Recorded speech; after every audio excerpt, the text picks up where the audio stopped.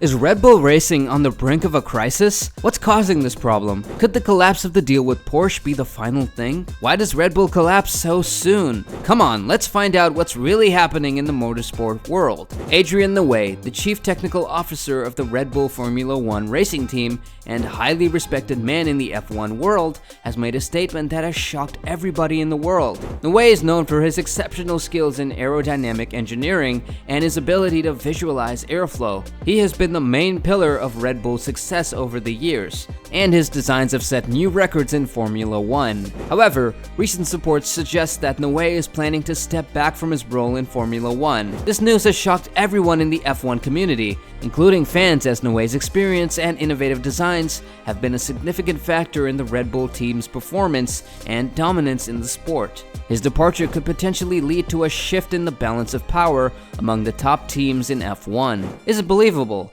Is Adrian Newey stepping back from Red Bull? What's next for F1? His decision to step back is not fully surprising because he has expressed his dissatisfaction with the sport's restrictive rules and recent direction. Despite this, his departure from the Red Bull team will undoubtedly leave a hole in the team, which will be very challenging to fill. How will his departure shake up the team's future? The impact of Newey's departure on Red Bull's performance is yet to be seen. However, certain absences will be felt. Newey's ability to visualize and understand airflow has been a key factor in Red Bull's success. His designs have consistently outperformed those of other teams, leading to numerous championships. Newey's departure could potentially lead to a decline in Red Bull's performance. Without his expertise and innovative designs, the team may struggle to maintain its dominance in F1, which could open up opportunities for other teams to challenge Red Bull's supremacy. It's important to note that the Red Bull racing team is not just about one person. The team has a strong foundation and a handful of talented individuals who can step up to the challenge. While Newey's departure is a significant loss, it doesn't necessarily spell the end of Red Bull. Adrian Newey's decision to step back from his role at Red Bull has shocked everyone in the F1 world. His departure could potentially lead to a decline in Red Bull's performance,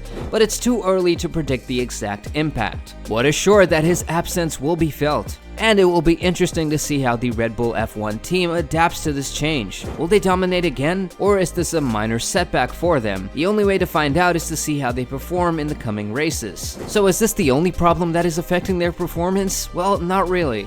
Is Red Bull on the brink of a crisis? Red Bull is facing a potential crisis that could significantly impact its future. The team's success in Formula One has been largely due to their technical advancements, much of which can be attributed to their partnership with Porsche. However, recent developments suggest that this partnership may be on the brink of collapse, which could have serious implications for Red Bull. Porsche and Red Bull have been in talks for a deal that many in the F1 community believed was certain. The deal would have seen Porsche partner with Red Bull for 10 years, support the team's engine program, and buy a 50% stake in the team. This partnership would have provided Red Bull with a significant technical and financial support system, which could have taken the team to the best position in Formula One. However, negotiations between the two parties have recently fallen apart.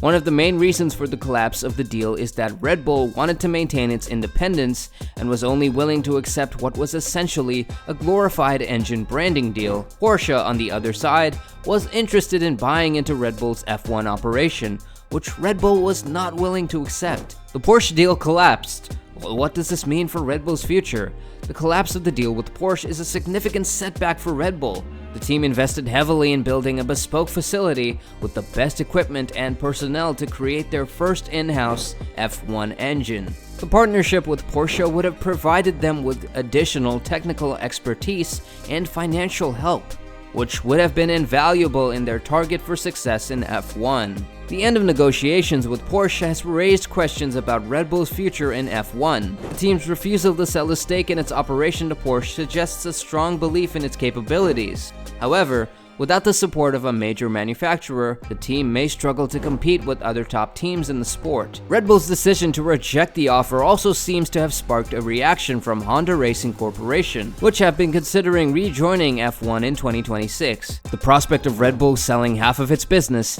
and ending any chance of Honda rejoining the sport seems to have accelerated discussions over what kind of partnership could be possibly between Honda and Red Bull. The collapse of the deal with Porsche was a significant blow to Red Bull. The team's future in F1 is now uncertain, and it may struggle to maintain its competitive edge without the support of a major manufacturer. The story of the Red Bull F1 team is truly fascinating. The Red Bull F1 team, also known as Oracle Red Bull Racing, is prominent in the world of F1. The team races under an Austrian license, but is based in the UK. It's one of the two F1 teams owned by Austrian conglomerate Red Bull GmbH, the other being the RB Formula 1 team. Since its foundation in 2005, the team has been managed by Christian Horner.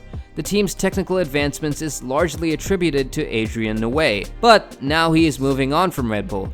Red Bull Racing made its debut in the 2005 Austrian Grand Prix. Since then, the team has participated in over 370 races. The team has had a successful run in the sport, winning the Constructors' Championship 7 times. The team's success can be attributed to its strong technical team and its partnerships with various engine manufacturers over the years. Red Bull Racing started with Cosworth engines in 2005, switched to Ferrari engines in 2006, and used Renault engines from 2007 to 2018. During this partnership with Renault, the team won 4 consecutive Drivers' and Constructors' Championship titles from 2010 to 2013. In 2019, the team began using Honda engines. This partnership culminated in 2021 with Red Bull driver Max Verstappen's World Drivers' Championship victory. Is this the only news from the F1 world? Well, no. Jerome D'Ambrosio is moving to Ferrari? What's the real reason behind this? D'Ambrosio is a former driver and well-respected man in the F1 world. He's been appointed head of the Ferrari Driver Academy.